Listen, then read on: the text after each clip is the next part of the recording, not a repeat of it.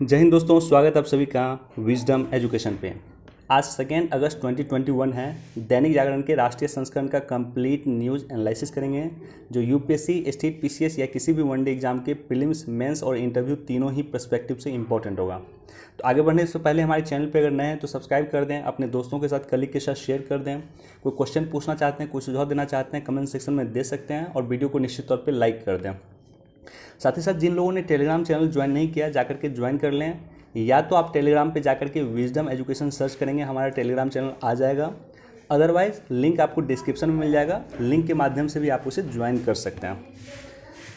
देखो, कल का दिन भारत के लिए काफ़ी ऐतिहासिक दिन रहा। क्यों? क्योंकि पीवी सिंधु, इन्होंने कल ब्रॉन्ज मेडल जीता है, कांस्य पदक भारत के लिए जीता है। पीवी सिंधु भारत की पहली महिला खिलाड़ी हैं जिन्होंने लगातार 2 ओलंपिक में 2 मेडल भारत के लिए जीता। इससे पहले पुरुष खिलाड़ी थे, आई थिंक सुशील कुमार थे, जिन्होंने 2 मेडल जीता था ओलंपिक में भारत के लिए, और ये पहली महिला खिलाड़ी बन गई है जिन्होंने 2 मेडल 2 ओलंपिक में भारत के लिए जीता। तो काफ़ी अच्छा दिन रहा कल भारत के लिए ओलंपिक में। घाटी में आतंकियों के मददगारों को अब ना पासपोर्ट मिलेगी ना सरकारी नौकरी। तो कुछ अमेंडमेंट किया हुआ है, यहाँ पर आप देख सकते हैं। Jammu Kashmir civil services instructions 1997 में कुछ सरकार ने इम्प्रूवमेंट किया, और उसके माध्यम से सरकार ने यह प्रावधान किया है कि जो घाटी में अभी आतंकवादियों की मदद करते हैं उसको ना तो पासपोर्ट दिया जाएगा और ना ही सरकारी नौकरी में उसे स्थान दिया जाएगा। देखो, ये काफ़ी इंपॉर्टेंट है, इस पर कल भी हमने डिस्कस किया था कि UNSC, United nation security council, United nation security council के 15 मेंबर होते हैं। 15 मेंबर में जो है 5 मेंबर अस्थायी सदस्य हैं और 10 मेंबर अस्थायी सदस्य हैं। भारत आगामी 2 वर्षों के लिए जो है इसका अस्थायी मेंबर चुना गया है, अस्थायी सदस्य चुना गया। भारत 2021 से 1 जनवरी 2021 से लेकर के 31 दिसंबर 2022 तक इस समिति का या यूएनएससी का जो है सदस्य रहेगा अस्थायी तौर पे। तो इस महीने में जो, यानी अगस्त महीने में जो है भारत इसकी अध्यक्षता कर सकता है, कर रहा है। इनफैक्ट इस महीने में भारत यूएनएससी की अध्यक्षता कर रहा है और कई सारे ऐसे मीटिंग होंगी जिसकी अध्यक्षता प्रधानमंत्री जी के द्वारा भी संपादित किया जाएगा या विदेश मंत्री के द्वारा भी किया जाएगा। तो इसको निश्चित तौर पे देखें, और साथ ही साथ देखो, अध्यक्षता करने का मतलब ये होगा कि ये जो अगस्त महीने है, अगस्त महीने में भारत इसकी अध्यक्षता कर रहा है, तो अगस्त महीने का क्या क्या प्लानिंग होगा वो सारा का सारा प्लानिंग भारत कर रहा है। किस किस मुद्दों की चर्चा करनी है, ये सारा का सारा प्लानिंग भारत सरकार के द्वारा किया जा रहा है। तो निश्चित तौर पर ये महीना, अगस्त महीना, भारत के लिए काफ़ी इंपॉर्टेंट है यूनाइटेड नेशन में। बाकी देखो, इसको भी देख सकते हैं, लेकिन इससे अधिक इम्पॉर्टेंट जो हमने डिस्कस किया था, जो एक वीडियो मैंने अपलोड किया था, इंडिया चाइना रिलेशन, भारत चीन के बीच में क्या क्या पॉजिटिव रिलेशन है और क्या क्या निगेटिव रिलेशन है, कहाँ दोनों एक देश एक दूसरे के साथ सहयोग कर रहे हैं और कहाँ विरोध कर रहे हैं। ये हर एक पर्सपेक्टिव के बारे में आपको जानना जरूरी है। इसको लेकर के अलग वीडियो मैंने डिस्कस किया था, आपको वो वीडियो मिल जाएगा प्लेलिस्ट में, निश्चित तौर पे जाकर के उसको देख लें अगर देखा नहीं है अभी तक आपने।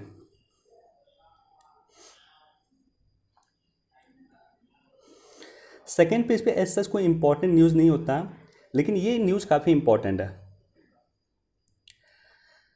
अरावली में नेताओं अफसरों के भी हैं फार्म हाउस। देखो, अरावली का जो संक्रमण हो रहा है या अतिक्रमण जो हो रहा है, अरावली को जो नष्ट किया जा रहा है, कई सारे अरावली के पहाड़ी नष्ट हो चुके हैं अभी तक।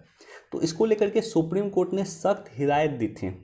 अरावली के बारे में अगर आपको जानना है, देखो ये जैसे भारत का मैप है, यहाँ से यहाँ पे लगभग कर सकते हो, यहाँ पे राजस्थान है और यहाँ से लेकर दिल्ली तक अरावली फैला हुआ है। तो हमारे यहाँ क्या होता है कि मानसून जो आता है केरल में आता है, यहाँ से ऐसे इन करता है मानसून, उसके बाद यहाँ पे जाकर के पहाड़ी से टकराता है और उसके बाद इधर जाता है। तो ये इधर जो जाता है तो ये अरावली को टकरा के दिल्ली के आसपास के क्षेत्रों में ये बारिश करता है। अगर मान लो अरावली नष्ट हो जाता है तो क्या होगा कि मानसून यहाँ से गया इधर पूर्वोत्तर की तरफ, और यहाँ से जो है ये सीधे क्रॉस कर जाएगा, मतलब पूरा का पूरा वो क्षेत्र जो है वो राजस्थान कह सकते हो रेगिस्तान में तब्दील हो जाएगा। इसलिए अरावली ज़रूरत है हमारे देश में मानसून के लिए। दिल्ली के आसपास के क्षेत्रों में, यूपी के आसपास के क्षेत्रों में वर्षा होने के लिए सबसे इम्पॉर्टेंट है अरावली, और इसका लगातार अतिक्रमण हो रहा है। कई सारे अरावली के चोटी नष्ट हो चुके हैं, खोद चुके हैं अभी तक। तो इसको लेकर के सुप्रीम कोर्ट ने लगातार सरकार को कहा है कि इसको लेकर के कदम उठाइए। तो बेसिक इन्फॉर्मेशन आपके बारे में होना चाहिए अरावली को लेकर के, उसके इंपॉर्टेंस को लेकर के और सुप्रीम कोर्ट के स्टेटमेंट को लेकर के। यूपीएससी वगैरह में क्वेश्चन पूछेगा, स्टेट पीसीएस वगैरह में बहुत कम क्वेश्चन इससे आ सकता है। देखो इस पे जो है आज एक डिटेल से एडिटोरियल दिया हुआ, वहाँ भी हम डिटेल से डिस्कस करेंगे, लेकिन यहाँ पे मैं डिटेल से डिस्कस कर देता हूँ, वहाँ उसको पढ़ लेना आप लोग कि असम और मिजोरम के बीच में बेसिकली विवाद क्या है। तो सबसे पहले तो ये जानो कि किसी भी भारत में अगर कोई स्टेट है उसके बीच में अगर विवाद होता है तो उस विवाद के समाधान के लिए दो चीज़ें भारत में बनी है, दो परिषद बना है। एक अंतर्राज्यीय परिषद बना है भारत में। अंतर्राज्यीय परिषद जो है उसमें क्या होता है कि हर एक देश के प्रत्येक राज्य के मुख्यमंत्री उसमें शामिल होते हैं। इसकी अंतर्राज्यीय परिषद का गठन आर्टिकल 263 के माध्यम से भारत सरकार के द्वारा किया गया था।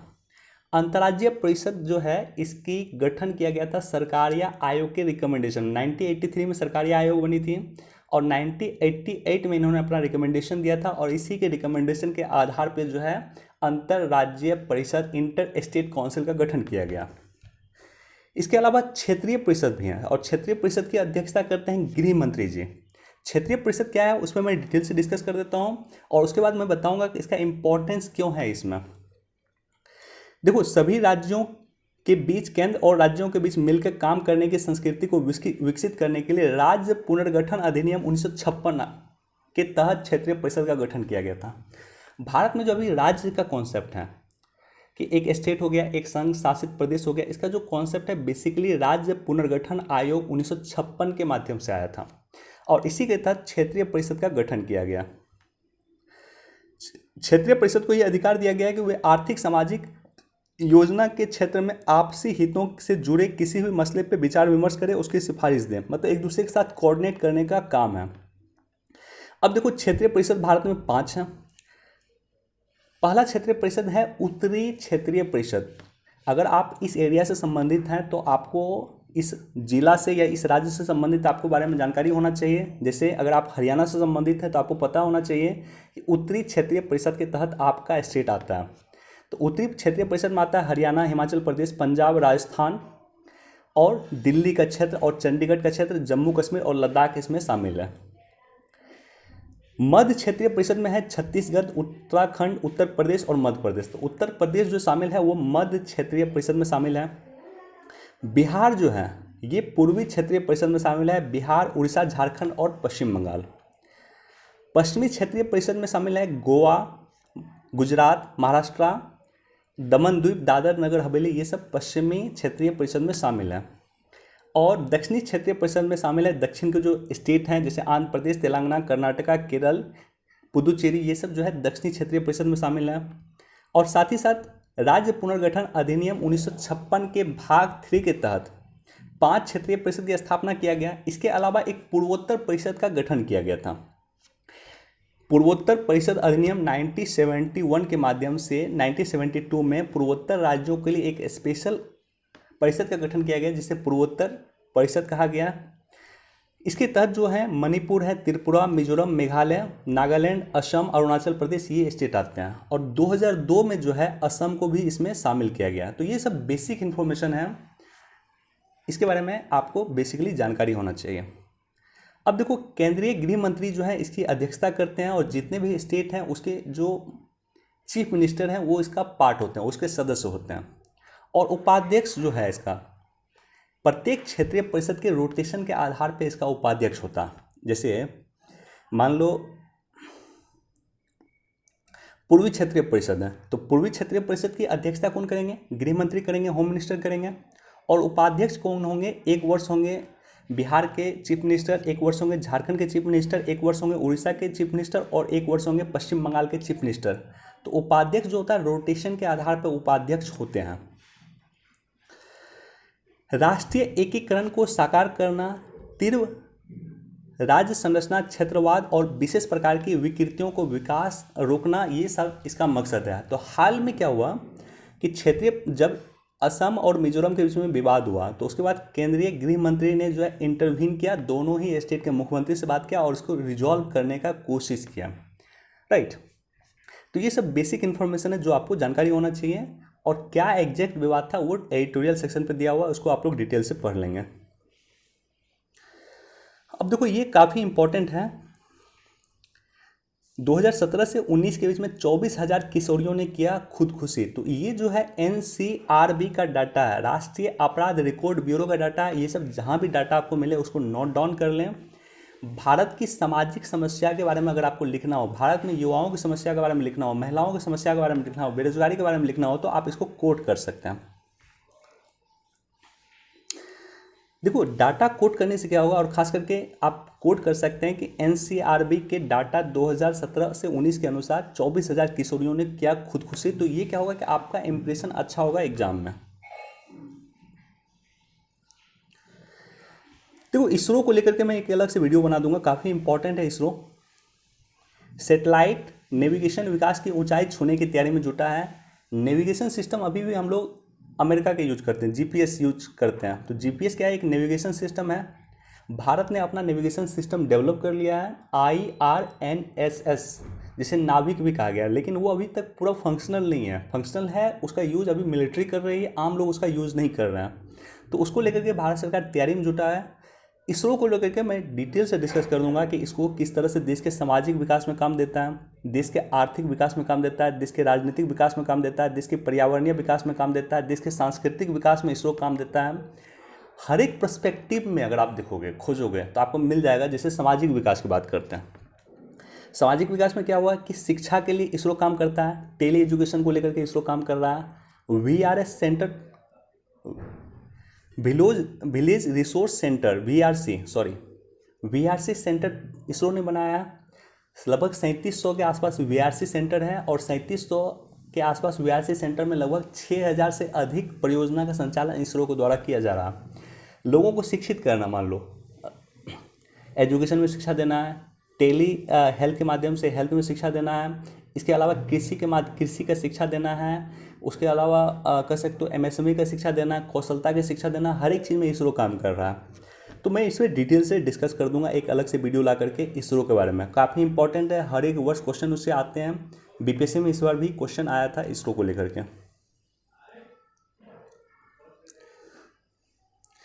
इस पेज पे कोई इंपॉर्टेंट नहीं है, यहाँ पे देखो ये काफ़ी इंपॉर्टेंट है। इस पर कल भी हमने डिस्कस किया था, और एक अलग से वीडियो इस पर भी मैं ला दूंगा ट्रांसपोर्टेशन को लेकर के। देखो ट्रांसपोर्टेशन का अगर आप देखोगे तो क्या है कि भारत का ट्रांसपोर्टेशन वीक है। अगर विकसित देशों से कंपेयर किया जाए या चाइना वगैरह से कंपेयर किया जाए तो भारत का ट्रांसपोर्टेशन काफ़ी वीक है। ट्रांसपोर्टेशन काफ़ी इंपॉर्टेंट अगर हमको अपने देश को डेवलप करना, राइट, हमको अपने, और यही कारण है कि भारत सरकार DFC लाई है, डेडिकेटेड फ्रेट कॉरिडोर, जो है एक तरह से रेलगाड़ी है, और एक अलग से उसका ट्रैक बन रहा है जिसपे सिर्फ मालगाड़ी चलेगी, ताकि दूर दराज के क्षेत्रों में जो चीज़ें मैन्युफैक्चर होता है उसको समुद्र तक पहुंचाया जा सके, और समुद्र तक पहुंचाया जा सकेगा तो उसका अन्य देशों में जाकर के निर्यात किया जा सकेगा। इसलिए DFC काफ़ी इंपॉर्टेंट है, ट्रांसपोर्टेशन काफ़ी इंपॉर्टेंट है। तो विकसित देशों में जो ट्रांसपोर्टेशन का खर्च होता है उससे कहीं ज़्यादा खर्च भारत में होता है, और इसलिए काफ़ी चीज़ें यहाँ महंगी मिलती हैं। तो इसको लेकर के भारत सरकार लगातार काम कर रही है, और कुछ पंजाब वगैरह में जब भी आंदोलन चल रहे हैं तो ट्रांसपोर्टेशन कॉस्ट काफ़ी बढ़ रहा है। तो ट्रांसपोर्टेशन में मैं डिटेल से डिस्कस कर दूंगा। देखो मेरा मकसद है ये है कि जो मैं डिस्कस कर रहा हूँ यहाँ पे, जैसे ये इशू है, तो इस इशू के बैकग्राउंड में जानना काफ़ी इंपॉर्टेंट है। पंजाब में मान लो उद्योगों को झटका 33% बढ़ सकता है ट्रांसपोर्टेशन खर्च, ये इंपॉर्टेंट नहीं। इंपॉर्टेंट ये है कि ट्रांसपोर्टेशन को लेकर के एग्जैक्टली आपके पास क्या नॉलेज है, ट्रांसपोर्टेशन को लेकर के सरकार अभी तक क्या क्या कर रही है, और ट्रांसपोर्टेशन को विकसित देशों के कंपेयर अगर कॉस्ट कम करना ट्रांसपोर्टेशन का, चूँकि ट्रांसपोर्टेशन का कॉस्ट अंतिम रूप से उपभोक्ता में जुड़ता है। अगर कोई चीज़ें आप खरीदते हैं तो उसमें ट्रांसपोर्टेशन कॉस्ट भी शामिल होता है। तो वो सस्ता क्यों कैसे मिलेगा, ट्रांसपोर्टेशन अगर हम सही देंगे तब जाकर वो सस्ता मिलेगा। और उसको सस्ता करने के लिए भारत सरकार क्या कर रही है, ट्रांसपोर्टेशन को कम करने के लिए भारत सरकार क्या कर रही है। भारत सरकार की 12 जो सेक्टर है जिसमें भारत सरकार काम कर रही है, उसमें एक ट्रांसपोर्टेशन भी है। चीन को हमें प्रतिस्पर्धा देना है, तो 6 सेक्टर जिसकी पहचान क्या है वाणिज्य मंत्रालय ने, उसमें एक सेक्टर ट्रांसपोर्टेशन है। तो ट्रांसपोर्टेशन काफ़ी इंपॉर्टेंट है भारत को विकसित करने के लिए, चाहे इनलैंड वाटर हो, चाहे वो बंदरगाह हो, चाहे वो डेडिकेटेड फ्रेट कॉरिडोर हो, चाहे वो किसान रेल हो, चाहे वो कह सकते हैं उड़ान योजना हो, ये काफ़ी इंपॉर्टेंट है।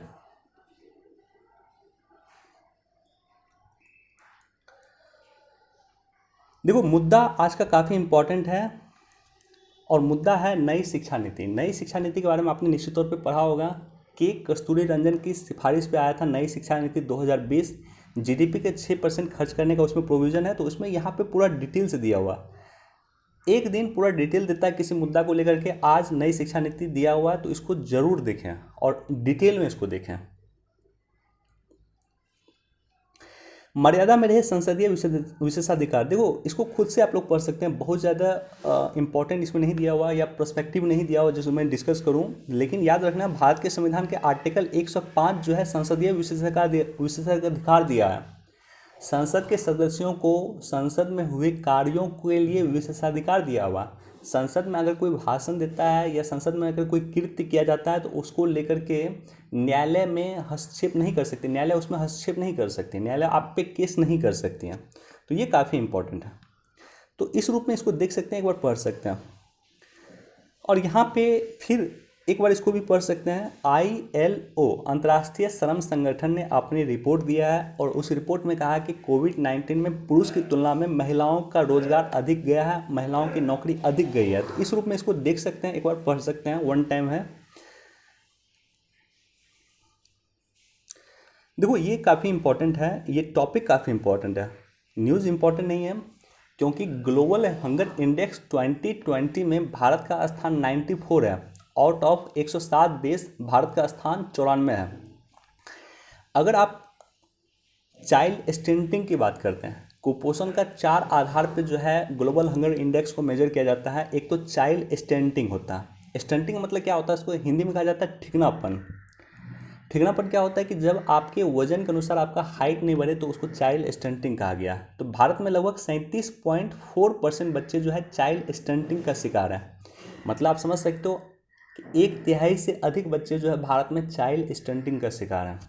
चाइल्ड वेस्टिंग इसी तरह से अगर आप जाओगे तो लगभग 17% बच्चे जो है चाइल्ड वेस्टिंग का शिकार हैं। वेस्टिंग क्या होता है कि उम्र के अनुसार जब बच्चों का वजन नहीं बढ़ता तो चाइल्ड वेस्टिंग कहा गया। इसी तरह से अल्प पोषण, लगभग 14% बच्चे अल्प पोषण का शिकार हैं और बाल मृत्यु दर लगभग 3.7% है। तो ये जो है ग्लोबल हंगर इंडेक्स 2020 के अनुसार मैं बता रहा था आपको, ये काफ़ी इंपॉर्टेंट है। कुपोषण को दूर करने के लिए भारत सरकार क्या क्या कर रही है, ये न्यूज़ जानना, ये टॉपिक समझना आपके लिए काफ़ी इंपॉर्टेंट है। एक बार इसको भी देख सकते हैं। और असम मिजोरम को लेकर के जो मैंने डिस्कस किया था, यहाँ पे इसको चर्चा है तो इसको आप लोग पढ़ें।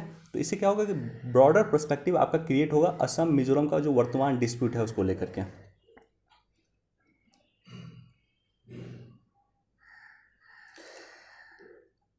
एक गुड न्यूज़ भारत के लिए फिर है कि देखो जीएसटी कलेक्शन जो है 1 लाख करोड़ के पार किया गया। इससे पहले जीएसटी कलेक्शन जो है जो सर्वाधिक गया था, आई थिंक अप्रैल या मई 2021 में सर्वाधिक गया था, मुझे एग्जैक्ट याद नहीं है, लेकिन अप्रैल होगा या मई होगा। 1.41 लाख करोड़ गया था एक महीने का, जो अभी तक का हाईएस्ट है। और ये जो जुलाई का आया है ये है 1.16 लाख करोड़ रुपये, जो पिछले वर्ष जुलाई से 33% ज़्यादा। जब जीएसटी लाया गया था तो सरकार की एक दृष्टिकोण था कि जीएसटी कलेक्शन उसको हर माह जो है 1 लाख करोड़ रुपए क्रॉस करेगा, जो अभी कर रहा है। तो भारत के लिए एक अच्छा पर्सपेक्टिव है। और जीएसटी को लेकर के एक काफ़ी डिस्प्यूट हुआ था, आई थिंक जीएसटी कंपनसेशन का एक डिस्प्यूट था, जिसको लेकर के एक अलग से मैंने वीडियो बनाया था। जीएसटी कंपनसेशन विवाद को एक बार आप देख सकते हैं। अब देखो यहाँ पे जो ये है, अमेरिका के विदेश मंत्री को या विदेश सचिव कहा जाता है, वहाँ पे विदेश मंत्री नहीं कहा जाता, विदेश सचिव कहा जाता है, सेक्रेटरी ऑफ स्टेट कहा जाता है। तो ये एंटनी ब्लिंकन है, ये भारत आए थे कुछ दिन पहले और इन्होंने भारत की कुछ आर्थिक नीतियों को लेकर के आपत्ति दर्ज की थी। इंडिया यूएसए रिलेशन जब आप देखोगे, जब एक स्पेशल वीडियो मैंने बनाया था भारत यूएसए संबंध पे, उसमें मैंने इस पर डिटेल से डिस्कस किया था कि भारत और अमेरिका के बीच में क्या क्या आर्थिक समस्या है। देखो भारत और अमेरिका हर जगह सहयोग कर रहा है, बहुत जगह सहयोग कर रहा है, लेकिन बहुत सारे डिस्प्यूटेड टॉपिक भी दोनों के बीच में है। जैसे ई कॉमर्स विवाद को लेकर के भारत और अमेरिका के बीच में डिस्प्यूट है। जैसे हार्ले डेविडसन बाइक को लेकर के भारत और अमेरिका के बीच में डिस्प्यूट है। जैसे जीएसपी से $190 मिलियन के उत्पाद को जीएसपी से अमेरिका ने बाहर कर दिया भारत को, तो इसको लेकर के विवाद है। मास्टर कार्ड को लेकर के विवाद है, सोलर प्लेट को लेकर के विवाद है। तो कई सारे ऐसे विवाद हैं जो दोनों देश एक दूसरे के खिलाफ WTO में केस कर रहे हैं, राइट। तो इसको एक बार देख सकते हैं। बाकी अगर आपको देखना है तो जो मैंने वीडियो बनाया था इंडिया USA रिलेशन, उसको देखें, उसमें मैंने डिटेल से डिस्कस किया है इस टॉपिक के बारे में।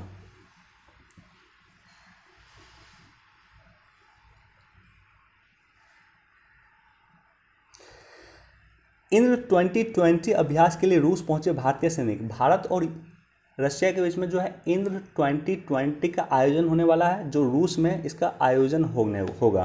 तो इंद्र अभ्यास किसके बीच में होता है? भारत और रशिया के बीच में।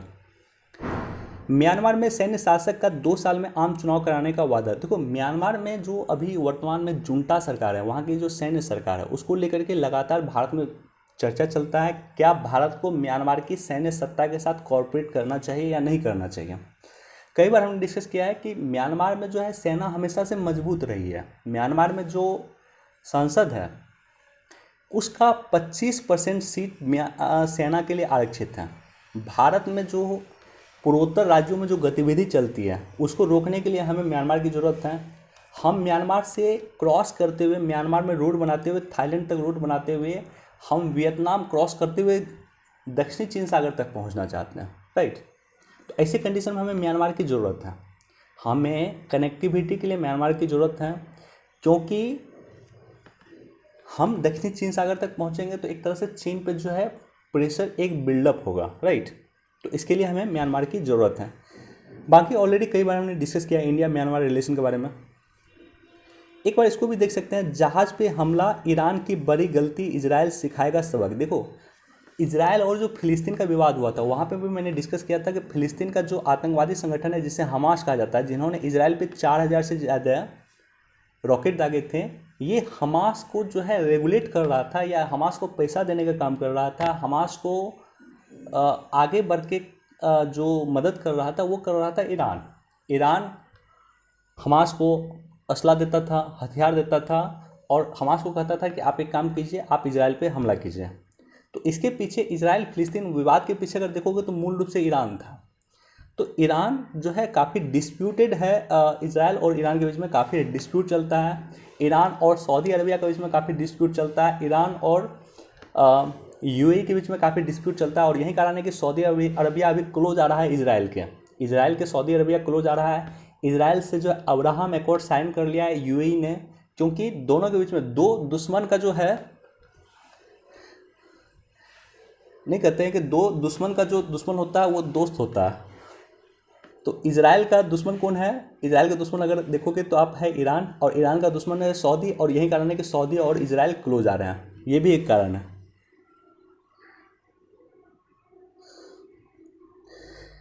आसान होगी खाने पीने की चीज़ें इसमें आर्सेनिक की जांच। तो ये भी एक बार देख सकते हैं, आर्सेनिक की जांच होने वाली खाने पीने चीज़ में, एक अच्छा न्यूज़ है। तो चलिए, आज हमारे पास इतना ही टॉपिक था, लेकिन आज का न्यूज़ काफ़ी इंपॉर्टेंट था। जिस न्यूज़ को मैंने हाईलाइट किया है उसको एक बार ज़रूर आप लोग पढ़ें। काफ़ी इंपॉर्टेंट न्यूज़ है। जैसे नई शिक्षा नीति को लेकर के जो दिया हुआ ब्रॉडर पर्सपेक्टिव वो दिया हुआ, असम मिजोरम विवाद को लेकर के जो दिया हुआ, उसको निश्चित तौर पर जाकर के पढ़ें। चलिए, वीडियो देखने के लिए धन्यवाद। Thank you so much. Please do like, share and subscribe. Thank you.